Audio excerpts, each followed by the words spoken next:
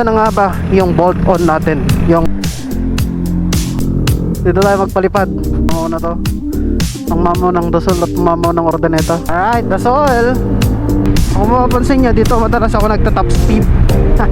Ayos ba? Nakita mo yung pinapalipad ko?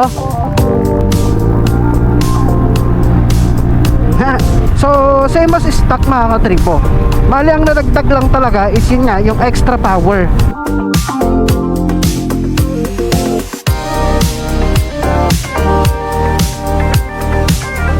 Dahil finally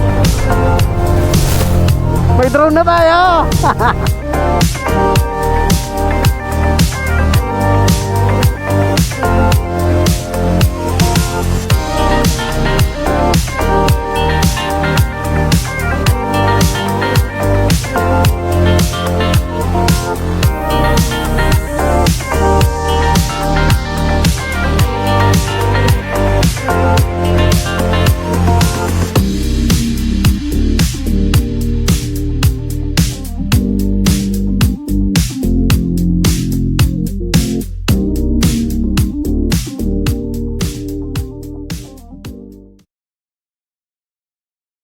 Yo, so what is up sa inyo mga katribo? Happy New Year! Merry Christmas!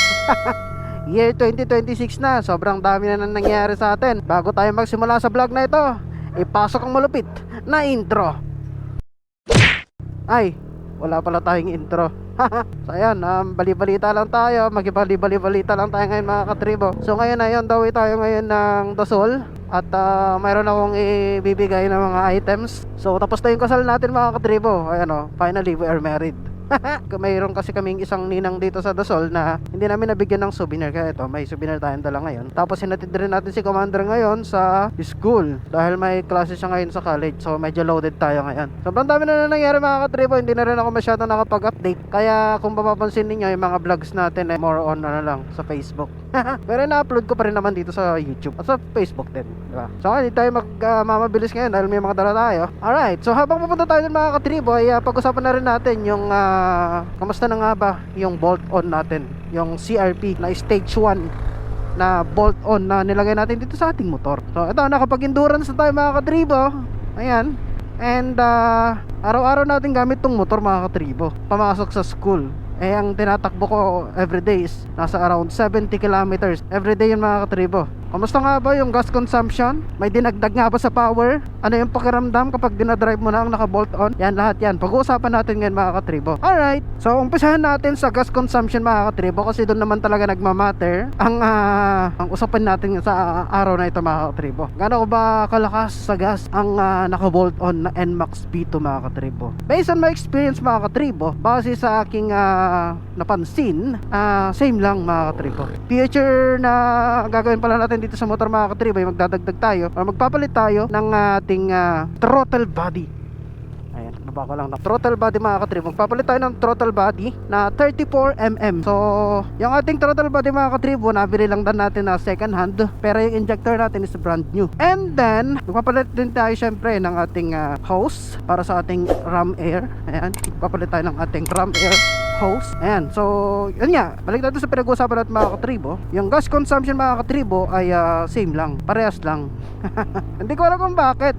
Kasi ang ginagas ko dun sa 70 kilometers na yon everyday is 100 pesos lang. Isipin mo, kasama na dun ano yan, mixed riding habit yon. May walwal, may chill ride kasi yung pinapasukan ko is medyo liblib, kabundukan, may paakyat siya. At dun lang ako nag-average mga katribo, 100 pesos. So ang 100 pesos ngayon is nasa around 1.7 liter, parang mga gano'n. Hindi siya umaabot ng 2 liters mga katribo. So sobrang mahal ng gas ngayon, diba? It's not practical. Pero gaya nga na sabi ko mga katribo, parehas lang yung gas consumption. Doon sa stock pa ako at ngayon na naka-bolt on na ako. Hindi ko alam kung bakit mga katribo. Siguro sobrang galing lang talaga ni Boss Chugs at nagawa niya na magawang parehas pa rin yung gas consumption ng ating motor, diba? So depende rin naman kasi yun sa mekaniko mga katribo kung paano niya isa-set yung motor. Napakaraming mga magagaling sa Facebook ngayon. Napakaraming nagmamarunong tungkol sa usapin ng bolt on mga katribo. Sabi nila kapag nagbo-bolt on ka, bakit hindi ka na lang mag super stock, diba? Pero kasi mga katribo, iniisip ko rin syempre yung budget natin, diba? Hindi naman tayo didiin talaga kaya ng iba dyan na nagto-232, diba? So sila yun, diba mga katribo? Ang aim ko lang naman is yun nga, magkaroon tayo ng extra power, diba? At the same time, hindi tayo mahuhuli. Unlike sa stock kasi, pag stock kasi mga katribo, ewan ko, nababagalan ako sa stock.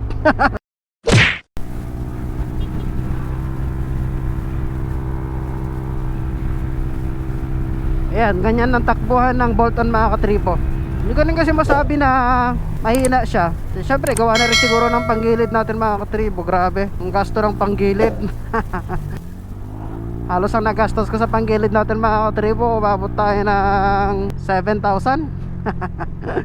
Grabe. Straight JBT kasi ginawa natin mga katribo. Kaya ano pa nga bang maasahan natin? Pricey talaga ang JBT. Alam nyo mga katribo, sa totoo lang, nagbabalak rin naman tayo na pumasok sa mundo ng mga kargado. Pero naisip ko kasi mga katribo, later on, magbi-big bike kasi tayo, 'di ba? Pangarap natin 'yan. Eh wala namang imposible basta ima-manifest mo, 'di ba? So, useless yung pagkakarga ko. Yung gagamitin ko sa pagpapakarga ko mga katribo, eh di pandagdag ko na lang pambili ng big bike natin, 'di ba? Sabihin mo na 100k, 'di ba? O at least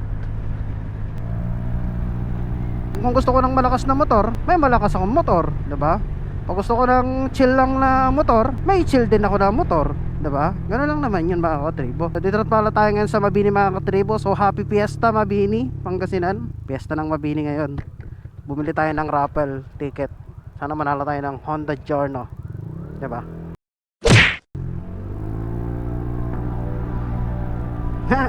So yun nga mga katribo. Dami na nangyari sa buhay natin this past few months, diba? Ang tagal na natin hindi nakapag-vlog ng ganito. Ayan, andyan yung kinasal na tayo. Tapos ang dami nating travel na ginawa itong bakasyon. Kasi pag bakasyon talaga mga katribo, yun yung time na ginagrab namin yung opportunity ni Commander para mamasyal. Ayan, so kumbaga fully book yung aming schedule during Christmas break, summer break, mga ganyan. Fully book talaga kami palagi mga katribo. Kaya ayun. Pero as much as possible naman mga katribo, binablog ko at least para, di ba, may share ako sa inyo na ginagawa ko. At yun. Mamaya nga pala mga katribo, may ipapakita ko sa inyo. Bigay siya ni Commander sa atin. So isa ito sa mga pangarap natin. Pangarap natin ito mga katribo. Then ito na, finally natupad na. Dahil nga binigay ni Commander sa atin. So napaka thankful ako kay wife ko kasi sinusuportahan niya tayo sa mga ginagawa natin. It's an upgrade mga katribo, upgrade sa vlogging natin. So alam nyo naman, ilang taon na rin tayo nagbablog mga katribo, medyo may kinikita na rin tayo. Kaya ang hirap na rin kasi talaga na itigil. Kumbaga naging part na siya ng sistema ko na kung saan lagi ko na siyang ginagawa, di ba? Gustong gusto ko na siyang ginagawa. Kaya ayun. So balik tayo sa pinag-uusapan natin mga katribo. On the way na tayo ngayon sa Burgos, Pangasinan. Kamusta nga ba? Kapag dinadrive mo na or yung handling pag naka-bolt on ka na. So same as stock mga katribo. Bali ang nadagdag lang talaga is yun nga, yung extra power na hindi mo makuha sa stock.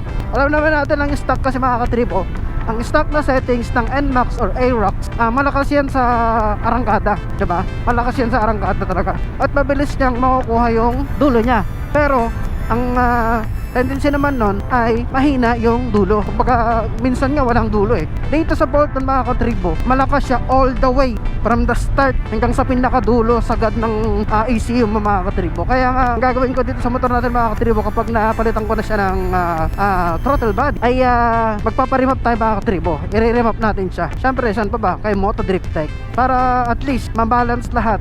Yung AFR, yung air fuel ratio natin, pati yung ating throttle, mabalance lahat yan. So yun, wala akong masabi when it comes to handling mga katribo. Ang nagiging downside lang is may nararamdaman akong konting vibration during mid to high RPM mga katribo. Hindi ko alam kung saan nang kagaling yun mga katribo, pero in my analysis, siguro kailangan nating magpalit ng 2DP belt o kaya naman magdagdag ng extra washer. Kasi feeling ko sa panggilid ko siya nararamdaman. Siguro gawa na din na nangyari sa atin sa endurance noon na kung saan nasira nga yung ating clutch. Pero overall sa handling okay na okay siya mga katribo, wala akong masabi.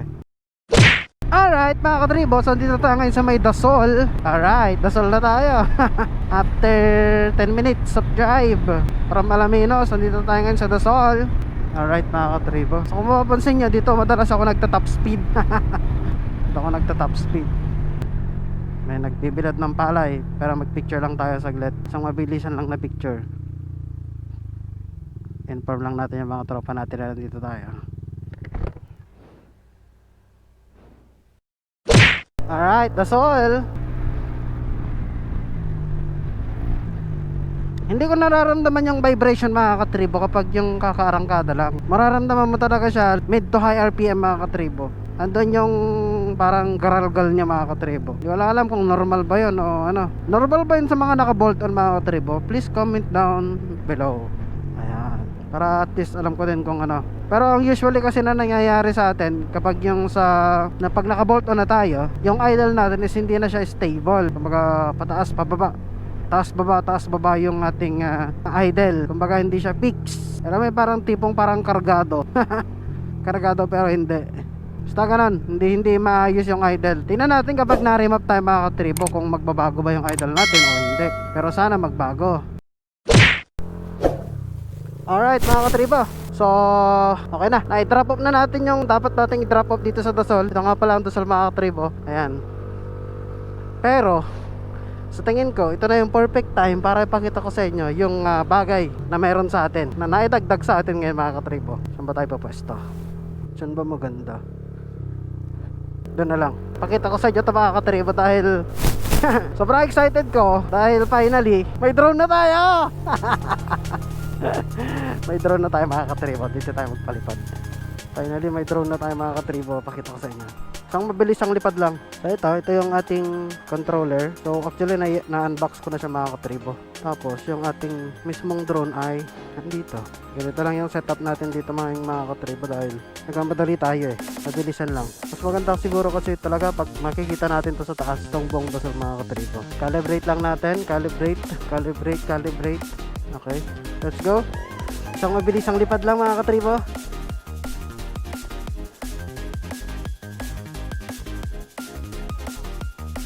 Ayan o. So dito tayo. Here we are.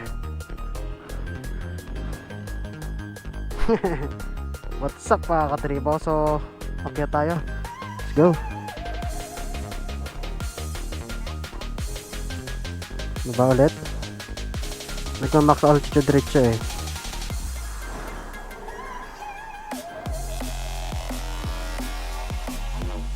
Yan ang Dasol mga katribo. Sa gawi dyan, ito yung pinakabayan. Yan. Tapos forward tayo. Forward mode tayo.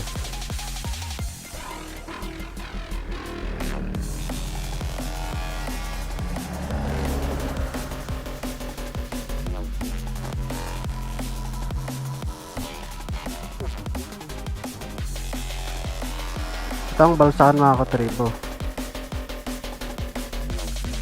Yan ang balsahan. Yan ang ilog. Ito, papuntang dagat yan mga katribo.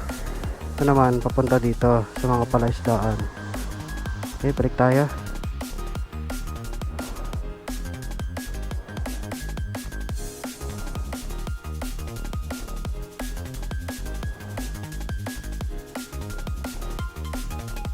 Ayan na tayo. Op.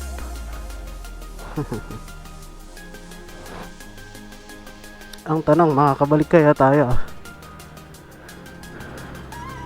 Okay, baba. Ito na tayo. Yan na. Okay.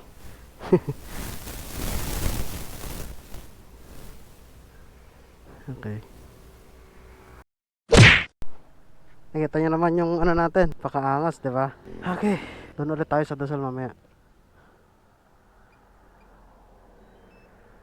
Alright. Ay. Tagal ko rin ito mga katribo. Medyo matagal ko rin inaral kung paano ito mamamaster. Pero ngayon okay na. Goods na tayo.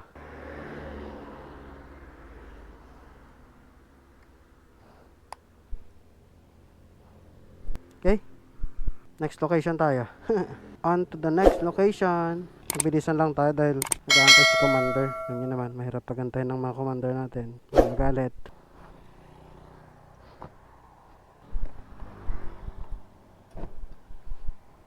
Kanina nung nagpapalipad tayo ng drone mga katribo, nakatingin tong bata. Tignan natin. Ayos? Ayos ba? Nakita mo yung pinapalipad ko? Ah, hindi. Sa prank. Nakatingin lang pala siya sa akin mga katribo. Next stop, doon tayo sa may arko mga katribo.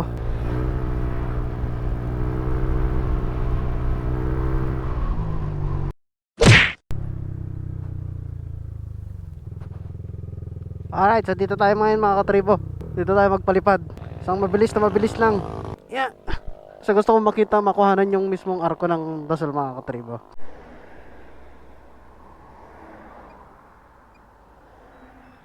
Are we recording? Ayan, sa recording tayo mga katribo. So, ayan, tingnan natin. Andun yung arko, tingnan natin kung maabot niya. So, ito yung bigay sa atin ni Commander, isang DJI Mini 3. Ayan, DJI Mini 3 mga katribo. DJI Mini 3. Ayan ah. Ayan siya mga katribo. So, paliparin na natin. Salamat kay Commander, shoutout.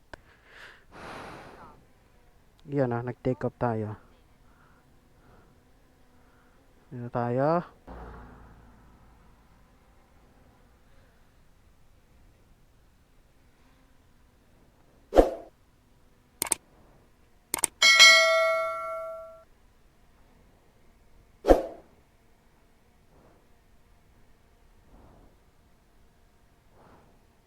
Picture tayo.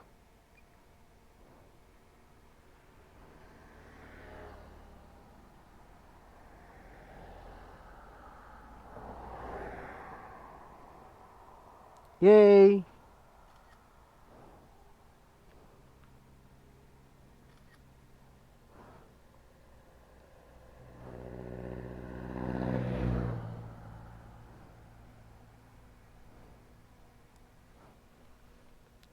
Okay, tara na. Pagkatapos mag-picture, tignan na natin to sa taas. Let's go.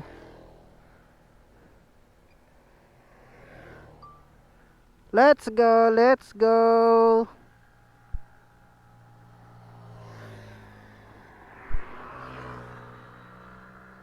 Okay. Baliktad. Okay, let's go. Arko ng Dasol. Let's go.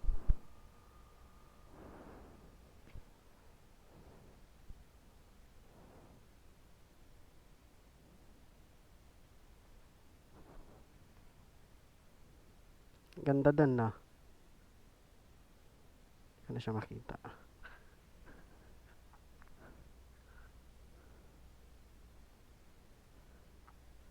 Click na nga. Hindi ako kumbinsido dito. Let's go, balik.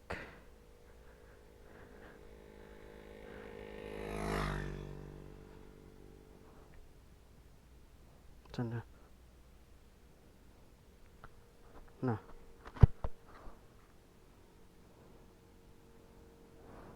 Ayun.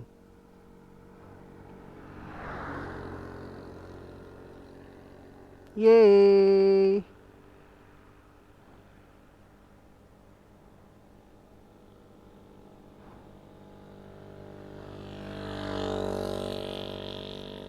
Yay!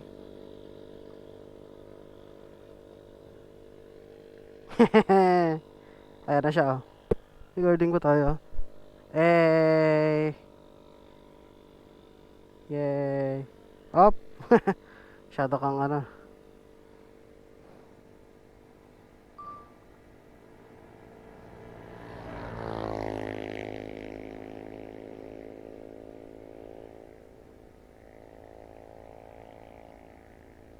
Try natin yung mga quick shot mga katribo.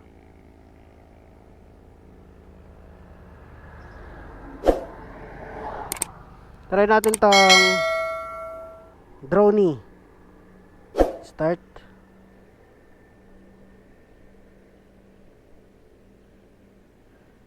Quick shot. Eh. Haha. Napakaangas.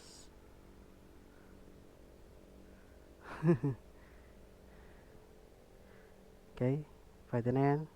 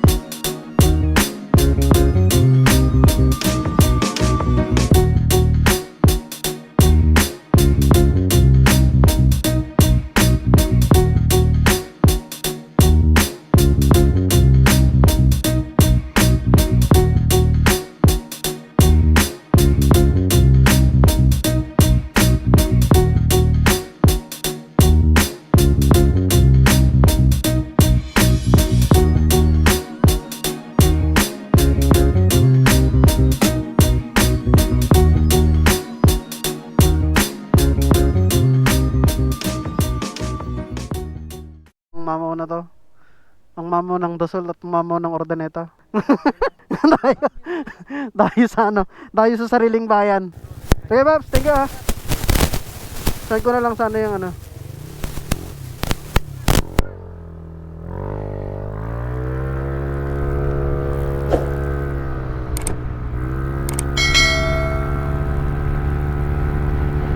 Ah!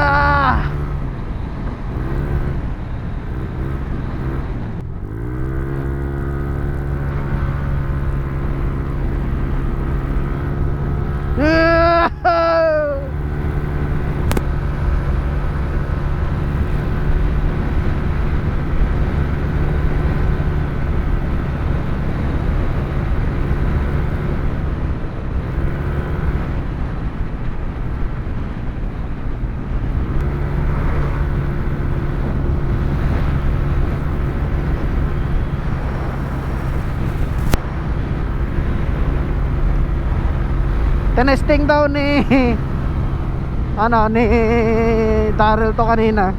Nag 140 daw. Grabe naman yan.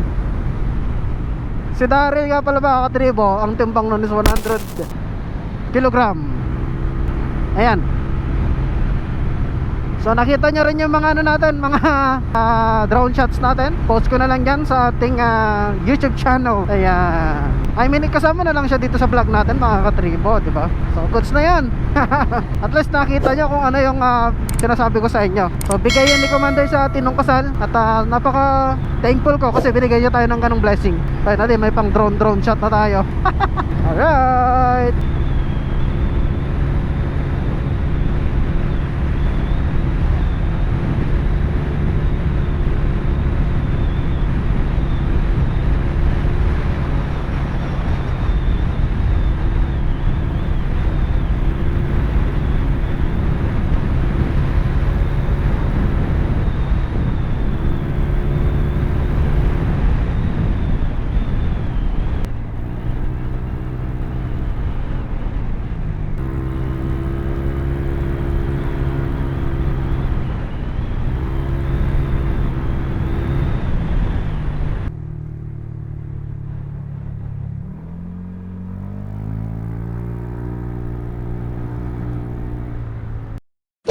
Alright, so nakapagpagas na ulit tayo ngayon mga katribo. At andawin na tayo kay Commander. So shoutout nga pala sa mga nakasama natin doon. Ang Riders Tribe, andun si Daryl at saka si Kishi Benaflor. Ayan. dito na ulit tayo ngayon sa Alaminos mga katribo. Ngayon, para sa mga nagtatanong mga katribo kung magkano ang bolt-on, ay depende po yan sa builder. Ang ginawa ko mga katribo is yung pinaka budget meal na bolt-on. Ano yun? Bumili ako ng cam gear sa halagang 2,500. Yan nga yung CRP na stage 1. Ayan, CRP na stage 1. Tapos meron din akong biniling adjustable cam gear. Ang nangyari, hindi na siya naikabit dahil ang ginamit na lang is yung stock na cam gear. Yung binili natin is CRP din mga katribo. I think mga nasa around 800, 600 yon. Ayan. Ang labor naman ngayon mga katribo para sa bolt-on is 1,000 pesos. Aside from that mga katribo, kailangan din nyo ding mag-provide ng coolant. At least 1 liter siguro. Dahil i-drain nga, bubuksan nga yung head natin or bubuksan yung head ng makina. Therefore, matatapon yung mga coolant. Kaya naman, kailangan mong bumili ng replacement na coolant at the same time para ma-maintenance din yung coolant natin. Mahalaga rin ng ma-maintenance yung coolant para hindi mag-stock up. So, I think tumatakbo ako ng wala pa sigurong 4,000, I think. Pero kasi may mga ibang mga nagbo-bolt on na kung saan kailangan pong magpalit ng valve seal, kailangan mo pong magpalit ng valve spring. Ayan, yung taga Nueva Ecija, hindi ko alam kung anong pangalan nun. Sabi niya, kailangan daw magpalit ng cam gear, coolant, valve seal, valve spring. Yan. Pero 'di ba pag naka-bolt on ka kasi, mas mataas na yung RPM lagi. Kaya naman kailangan hindi stress yung valve spring. Kaya ang ginawa ko, nag-stock valve spring lang muna ako mga katribo kasi hindi naman tayo kargado, 'di ba? Tapos nga pala mga katribo, in addition to that, kailangan din nating magpalit ng ating tensioner. So yung stock na tensioner mga katribo, kapag ikaw ay nag-bolt on, malaki ang chance na kung saan ito ay bumigay. Gaya nung nangyari sa atin mga katribo. Hindi ko na-anticipate na doon nasabi sa akin ng mekaniko ko dati na kailangan ko magpalit ng manual tensioner dahil nga mas high RPM na at hindi na kaya ng tension or ng stock na tensioner yung tension sa ating gearing. Kaya naman kailangan magpalit ng or manual tensioner. Eh nangyari, nawala sa isip ko na kailangan palang magpalit ng manual tensioner. Kaya bumigay yung stock na tensioner natin. Pero ngayon naka-manual tensioner na tayo mga katribo. So wala na tayong problema. Okay? Ayan. So yun lang yung mga papalitan. I think siguro yun lang naman. Kasi the rest naman ng components na napalitan natin. So kumbaga basta mo isuksok na lang talaga yung bolt-on. Siguro may mga nagtatanong dyan, bakit hindi nila ako mag super stock o kaya, diba, bore up, ganyan, silent killer. Unang-unang bagay na kailangan kinoconsider ko mga katribo, syempre yung budget. At the same time yung paggagamitan din natin. Okay? Hindi naman tayo yung tipo ng tao talaga na into sa pagpapalakas ng motor. Kumbaga, gaya nga na nabanggit ko kanina, kung gusto ko talaga ng malakas ng motor, di bumili lang sana ako ng big bike. Pero nasa plano natin yan soon. Ayan. Then, isa pa kasi, pinang-araw-araw ko kasi itong motor. Kumbaga, hindi ideal sa akin na magkakarga ako kung pang-araw-araw ko lang din, diba? Sobrang takaw nun sa maintenance mga katribo. Itong bolt-on na nga lang mga katribo, kailangan at least 1.5 magpalit ka na ng langis mo, diba? How much more kapag nag-bore up pa tayo, siguro every 1,000 kilometers magpapalit ng langis tsaka coolant, diba? So mas magastos, mas mataas ang maintenance cost, diba? So doon lang tayo sa budget meal. Hindi naman tayo mayaman mga katribo, diba? Kaya siguro ang gagawin ko na lang dito mga katribo, kaya nang nabanggit ko sa inyo na upgrades natin is throttle body at yung remap, at doon na yun mag-e-end. Siguro kung may extra budget pa tayo, mag-gearings tayo. Pero hindi kasi advisable yon para sa stock na makina. Gusto ko lang linawin yung misconception ng ibang tao mga katribo na kapag nag-bolt on ka, hindi ka nagpakarga mga katribo. Kasi yung ibang tao dyan na kung saan makita ng pag-iisip, pag sinabing bolt on, nagpakarga na daw, diba? Hindi naman. Kung nagpakarga ka, dapat nag-bore up ka, nagpalit ka ng block, nagtaas ka ng displacement, di ba? Pero hindi naman So yun yung mga napapansin ko mga misconception ng ilan sa atin mga katribo. So ang scooter world, napaka tag nito, hot topic talaga, di ba? Paano ba mapalakas ng mga scooter? Okay? Ayan. I think hanggang dito lang muna yung ating vlog mga katribo. At susunduin ko na si Commander dito nga sa Alaminos. At kami ay uuwi na dahil mayroon pa kaming kailangan pag-usapan. Charot! So shoutout sa mga natapos ang video natin. So nag-update lang tayo. In-update ko lang kayo sa mga nangyari sa buhay natin. Sobrang dami ng mga nangyari. At masaya tayo sa buhay natin ngayon. So simulan natin tong taon na to ng puro vlog tayo para mas madami tayong revenue. Yun talaga. Pero hindi, gusto ko pang marami tayong may share na experience sa inyo mga katribo. Gusto ko lahat ng ginagawa ko na-witness niyo mga katribo. So ito-document natin yun as much as possible, as much as we can mga katribo. Salamat sa suporta ng 2025. Patuloy pa rin sana kayo sumuporta sa akin ngayong 2026 mga katribo. Let's go! Like, share, subscribe. Kita-kits tayo sa next vlog. Yeah!